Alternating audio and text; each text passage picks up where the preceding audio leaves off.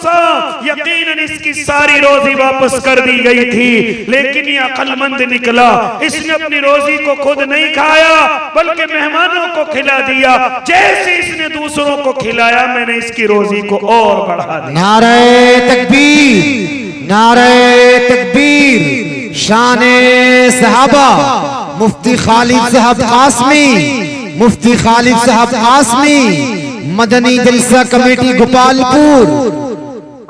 میں نے اس کی روزی کو اور بڑھا دیا۔ اے اللہ کے نیک بندو، اگر تم یہ چاہتے ہو کہ اللہ ہماری روزیوں میں بڑھوتری کر دے تو کبھی مہمان کو دیکھ کر کے دل کے اندر اپنے گھبراہٹ محسوس نہ کیا کرو، مہمان کو دیکھ کر کے اپنے چہرے پر شکن نہ لایا کرو، مہمان کو دیکھ کر کے آپس میں غصے نہ دکھایا کرو۔ اللہ کی قسم مہمان گھر کی برکت ہے، اور جتنا نیک مہمان تمہارے گھر کے اندر آئے گا، جتنا اللہ والا مہمان تمہارے گھر کے اندر آئے گا، لہذا اتنی زیادہ برکتیں آپ کے گھر میں نازل ہوں گی۔ کیا آپ نے اللہ والوں کو نہیں دیکھا؟ کیا آپ نے علماء کو نہیں دیکھا؟ کیا آپ نے اللہ کے ولیوں کو نہیں دیکھا؟ کیا آپ نے دعوت کے ساتھیوں کو نہیں دیکھا؟ جیسے ہی وہ کھانا کھا کر کے فارغ ہوتے ہیں، کیا تمہارے گھر کے لیے دعا نہیں کرتے؟ کیا تمہارے دسترخوان کے لیے دعا نہیں کرتے؟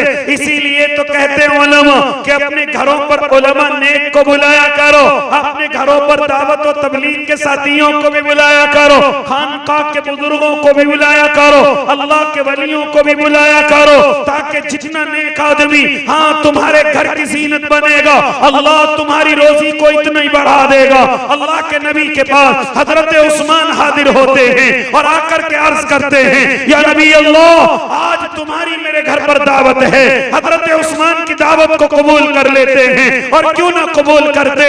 ارے میرے آقا فرماتے تھے کہ مسلمان کا مسلمان پر ایک حق یہ بھی ہے کہ مسلمان کی دعوت کو قبول کیا جائے، مسلمان بھائی جو بھی دعوت کرے اس کی دعوت کو ٹالا نہ جائے، اس کی دعوت کو بھگایا نہ جائے، بلکہ اس کی دعوت کو قبول کیا جائے، کیونکہ وہ میرا مسلمان بھائی ہے، وہ دل سے دعوت کر رہا ہے۔ حضرت نبی علیہ الصلوۃ والتسلیم حضرت عثمان کی دعوت کو قبول کرتے ہیں، لہذا جیسے حضرت عثمان کے گھر کی طرف چلتے ہیں، آج حضرت عثمان اللہ کے نبی کے قدموں کی طرف دیکھ رہے تھے۔ ہاں اللہ کے نبی گھر گئے، کھانا کھا کر کے واپس آئے، حضرت عثمان اللہ کے نبی کے قدموں کی طرف دیکھتے جا رہے تھے۔ کوئی صحابی اللہ کے نبی کی خدمت میں حاضر ہوتا ہے اور آ کر کے عرض کرتا ہے، یا نبی اللہ، آج حضرت عثمان تمہارے قدموں کی طرف دیکھ رہے تھے۔ اللہ کے نبی نے حضرت عثمان کو بلایا، اے عثمان کیا دیکھ رہے تھے میرے پیروں کی طرف؟ فرماتے اللہ کے نبی، آج جب آپ نے میری دعوت کو قبول کیا تو میرے دل کی خوشی کی انتہا نہ رہی۔ اللہ کے نبی، آپ نے اپنے حجرے سے اور میرے گھر تک جتنے قدم رکھے ہیں، اللہ کے نبی میں نے آپ کی محبت میں اتنے غلاموں کو آزاد کر دیا ہے، اتنے غلاموں کو آزاد کر دیا ہے جتنے قدم آپ نے میرے گھر پر رکھے ہیں۔ لہذا اے اللہ کے نیک بندو، لیکن ان دعوت کے معاملے میں ہم بہت شریعت کے مخالف کام کرنے لگے ہیں۔ ذرا ایک دو باتیں اور بتلاتا چلوں، شاید بات سمجھ آ جائے۔ ان دعوت کے مقابلے میں بہت ساری غلطیاں ہم اللہ کو ناراض کرنے والی کرنے لگے ہیں۔ سب سے پہلی غلطی، ہم بغیر دعوت کے دوسروں کے گھروں پر جاتے ہیں۔ یاد رکھنا یہ بڑا سخت گناہ ہے۔ اگر تمہاری دعوت نہیں ہے، تمہیں جانے کی اجازت نہیں ہے، کسی دوست کے ساتھ جانے کی اجازت نہیں ہے، کسی بھائی کے ساتھ جانے کی اجازت نہیں ہے، کسی ملنے والے کے ساتھ جانے کی اجازت نہیں ہے، لہذا اگر تمہاری دعوت ہے تو تم اپنی دعوت کو لے کر کے جاؤ، کسی دوسرے کو ساتھ لے کر کے نہ جاؤ۔ یاد رکھنا فرماتے تھے علماء کرام کہ اگر کوئی بغیر دعوت کے کسی کے گھر پر جاتا ہے، وہ چور کی طرح گھستا ہے اور ڈاکو کی طرح نکلتا ہے۔ لہذا اجازت نہیں ہے کہ کسی کے دسترخوان پر بغیر اجازت کے جاؤ، بغیر بلاوے کے جاؤ۔ لہذا اسی کے ساتھ ساتھ ہم غلطیاں کرتے ہیں۔ دعوت ہماری ہے، اپنے بیٹے کو ساتھ لے کر کے چلتے ہیں، غلطی ہے۔ اپنی بچی کو ساتھ لے کر کے چلتے ہیں، غلطی ہے۔ اپنی بیوی کو ساتھ لے کر کے چلتے ہیں، غلطی ہے۔ اپنے دوست گوشت کو لے کر کے چلتے ہیں، غلطی ہے۔ اگر دعوت تمہاری ہے تو صرف تم جائیے، اگر دوسرے کو لے کر کے جاؤ گے تو گناہگار کہلاؤ گے۔ اسی لیے کبھی کبھی عزتیں ذلتوں کے اندر تبدیل ہو جاتی ہیں۔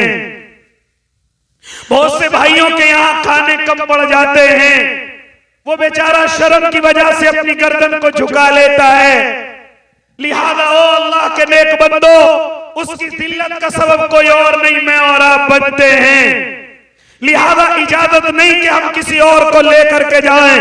اسی طریقے سے دعوت کے معاملے میں ہم اپنی بیاہ شادیوں کے اندر اللہ کے نبی کے خلاف کام کرنے لگے ہیں، شریعت کے خلاف کام کرنے لگے ہیں، یہاں تک کہ ہم نے دیکھا کہ کہیں پر کھڑے ہو کر کے کھانا کھایا جا رہا ہے، کہیں پر کرسی اور بینچ پر کھانا کھایا جاتا ہے، حالانکہ علماء نے کرسی کی اجازت دی ہے، بینچ کی اجازت دی ہے، لیکن کھڑے ہو کر کے کھانے کی کہیں اجازت نہیں ہے، کھڑے ہو کر کے کوئی اجازت نہیں ہے۔ یہ کھڑے ہو کر جانور کھاتے ہیں، انسان نہیں کھاتے۔ انسان کا طریقہ بیٹھنا ہے اور اللہ کے نبی کی سنت زمین پر بیٹھنا ہے، اللہ کے نبی کی سنت نیچے بیٹھنا ہے۔ آج میں اور آپ، چلو علماء نے اجازت دے دی، کرسی اور بینچ پر آپ کھانا کھا سکتے ہیں، لیکن کھڑے ہو کر کے بالکل اجازت نہیں۔ اسی طریقے سے ہم کھانے کو زیادہ خراب کر کے آتے ہیں، اتنا کھا کر کے نہیں آتے جتنا خراب کر کے آتے ہیں، پلیٹ میں اتنا سارا اتار لیتے ہیں، لہذا کسی کی بے عزتی ہو ہم پر کوئی فرق نہیں پڑتا، کسی کا کھانا کم پڑ جائے ہم پر کوئی فرق نہیں پڑتا۔ اے اللہ کے نیک بندو، اسی لیے جب ہم دعوتوں کے اندر جاتے ہیں، اتنا کھانا ہاتھوں میں نہیں جتنا زمین پر پڑا ہوا ہوتا ہے، جتنا پیروں کے نیچے آتا ہوا ہوتا ہے۔ جانتے ہو ہاں، یہ پیروں کے نیچے آنا روزی یہ بری علامت ہے، یہ بے برکتی کی علامت ہے۔ فرماتے ہیں علماء کہ جو روزی کا ٹکڑا پاؤں کے نیچے آئے گا وہ مظلوم کی طرح بد دعا کرے گا۔ وہ کس کی طرح بد دعا کرے گا؟ مظلوم کی طرح بد دعا کرے گا، اور اللہ سے گزارش کرے گا، اے رب کریم، اس کو روزی کی قدر نہیں ہے، اس کو تیرے دیے ہوئے رزق کی قدر نہیں ہے، لہذا اللہ ایسے کو کیوں روزی دیتا ہے جو روزی کی قدر نہیں کرتا، جو روزی کی عزت نہیں کرتا۔ آج میرے اور آپ کے پیروں میں روزی روٹی پڑی رہتی ہے اور ہم اس پر ایسے پیر رکھ کر کے آگے کی طرف چل دیتے ہیں، بالکل نہیں گھبراتے کہ روزی کم پڑ جائے گی۔ آج ہمارے گھروں کے اندر ہم محنت کرتے کرتے تھک جاتے ہیں، لیکن پھر بھی روزیاں کم پڑ جاتی ہیں، پھر بھی کھانے کم پڑتے ہیں۔ جانتے ہو وجہ کیا ہے؟ وجہ یہ ہے کہ ہم نے اپنی حرکتوں کی وجہ سے روزیوں سے برکتوں کو ختم کروا رکھا ہے۔ ایسے موقع پر مجھے حضرت حذیفہ ابن الیمان کی یاد آ جاتی ہے۔ اللہ کے نبی کا طریقہ یہ ہے کہ اگر تم کھانا کھا رہے اور ایک لقمہ بھی زمین پر گر جائے اس کو اٹھا کر کے کھا لو، اگر وہ صاف ہے تو کھا سکتے ہو، نہیں تو اسے اٹھا کر ایسی جگہ رکھ دو کہ کوئی دوسری مخلوق اس کو آ کر کے کھا لے۔ لیکن ہم ان چیزوں کی بالکل پرواہ نہیں کرتے۔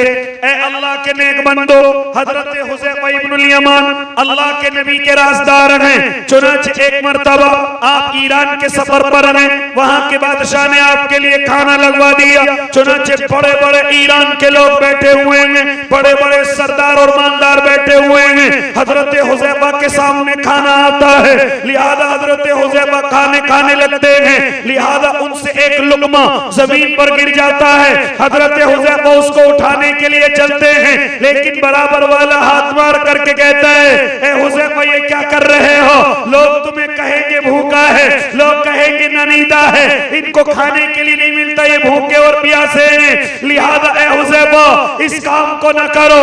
حضرت حذیفہ کو سنت یاد آ جاتی ہے، لیکن جیسے وہ آدمی کہتا ہے اے حضرت حذیفہ یہ کیا کر رہے ہو، لوگ ذلت سے بات کریں گے، لوگ ہمیں نیچا سمجھیں گے۔ جانتے ہو حضرت حذیفہ کیا کہتے ہیں؟ اترک سنت رسول اللہ صلی اللہ علیہ وسلم لہؤلاء الحمقاء، کہ ان بیوقوفوں کی وجہ سے میں اپنے نبی کی سنت پر عمل کرنا چھوڑ دوں؟